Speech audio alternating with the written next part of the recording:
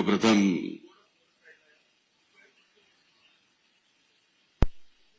स्वर्गीय दादांच्या स्मृतीस नतमस्तक होतो.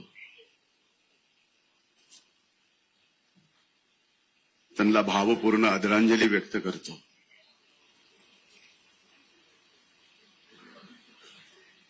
आणि ज्यांनी दादांना घडवलं आणि या महाराष्ट्राला आणि देशाला दिलं त्या इथं उपस्थित सर्व बारामतीकर बंधू भगिनींनाही मी विनम्र वंदन करतो. बारामती विधानसभेची पोटनिवडणूक लागावी, त्या पोटनिवडणुकीत आदरणीय वहिनींनी महायुतीचे उमेदवार म्हणून उभं राहावं, अर्ज भरण्यासाठी दादा नसताना आम्ही सर्वांनी यावं आणि तुम्ही उघड्या डोळ्यांनी ते सगळं बघावं असा विचार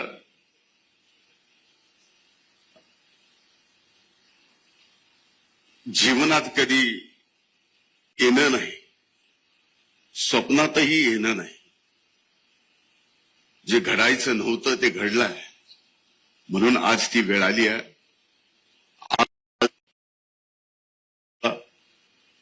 या पोटनिवडणुकीत आपण उमेदवारी अर्ज दाखल करतोय. व्यासपीठावर उपस्थित आदरणीय तटकरे साहेब, आदरणीय प्रफुल्लभाई,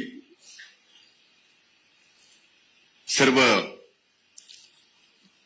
आदरणीय मंत्री, राष्ट्रवादी काँग्रेस मित्र पक्षाचे आणि ज्यांनी पाठिंबा दिला अशा सर्व संघटनेचे सन्माननीय नेते आणि इथं उपस्थित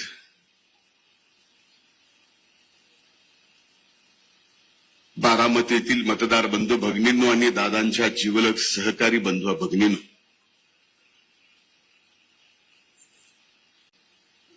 दादांच्या अकाली जाण्यानं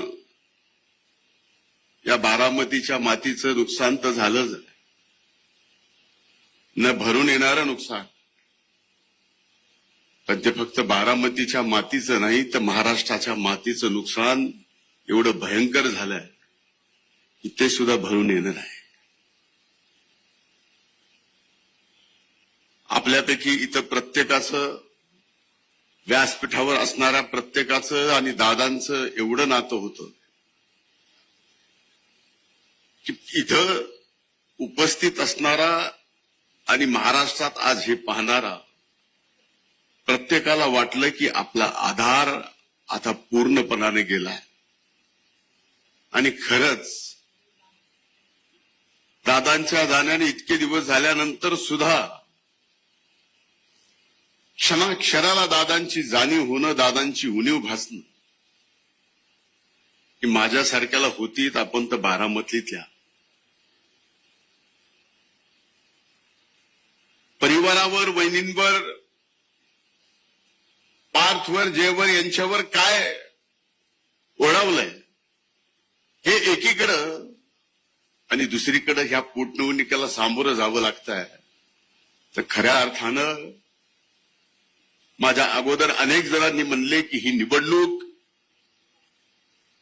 सर्वच पक्षांनी आदरणीय वहिनी साहेबांना बिनविरोध निवडून द्यावं आणि हीच खऱ्या अर्थानं या देशातील, या महाराष्ट्रातील प्रथा परंपरा आहे की अशा पद्धतीनं एका कर्तृत्वान नेत्याचं अकाली निधन झालं, त्या वेळेस सर्व पक्ष एकत्र येऊन त्या कुटुंबातल्या व्यक्तीला बिनविरोध निवडून दिलेलं अनेक उदाहरणं आहेत.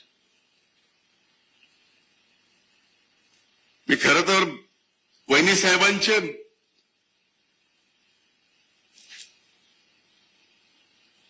आभार मानतो की दादा गेल्यानंतर कसं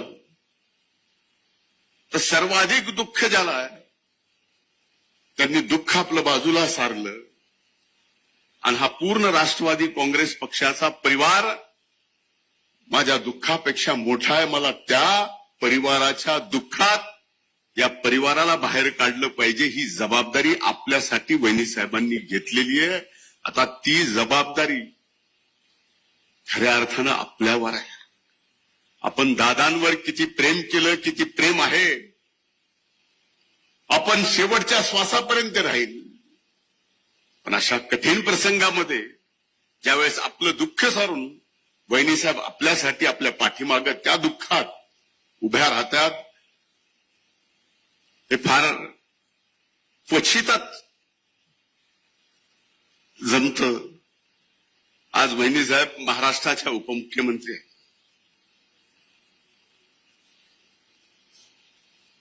उभा महाराष्ट्र त्यांना पिंजून काढायचा. दादांची कमी भरून येणार नाही, पण दादांची उणीव भासू नये एवढं मात्र नक्कीच वहिनी साहेब आपल्या सर्वांसाठी करतील. हा माझ्यासारखा, मला मुलासारखं सांभाळणाऱ्या वहिनी असतील, दादा असतील, हा माझा विश्वास. आम्ही कोण, आमची काय ओळख, कुठल्या परिस्थितीत दादांनी आम्हाला जवळ घेतलं, त्यावेळेस जनमानसामध्ये आमच्याबद्दल काय चालत. सर्वात तरुण वयाचा वरिष्ठ सभागृहाचा विरोधी पक्ष नेते पदाची माझ्यासारख्याला जबाबदारी द्यावी. अनेक मान्यवर वरिष्ठ नेते ते पद भूषविण्यामध्ये चांगले लायक असताना ती जबाबदारी दिली. आणि आज महाराष्ट्राला माझ्यासारख्याची ओळख झाली. ती माझी ओळख नाही, ही आदरणीय स्वर्गीय अजितदादा पवार साहेबांची ओळख आहे. ही धनंजय मुंडेची ओळख नाही आहे. आणि आपल्यापैकी अनेक जण जे इथे आहेत ते दादांच्या प्रेमापोटी आले. आपल्याला सुद्धा कुठं ना कुठं जीवनातील कुठल्या ना कुठल्या वेळेवर दादांनी आपल्याला साथ दिली. दादा आपल्या पाठीमागं उभा आहे. आज ती साथ, तेच पाठीराखे म्हणून आपल्या सर्वांना वहिनी साहेबांच्या पाठीमागे या निवडणुकीत उभं राहायचं.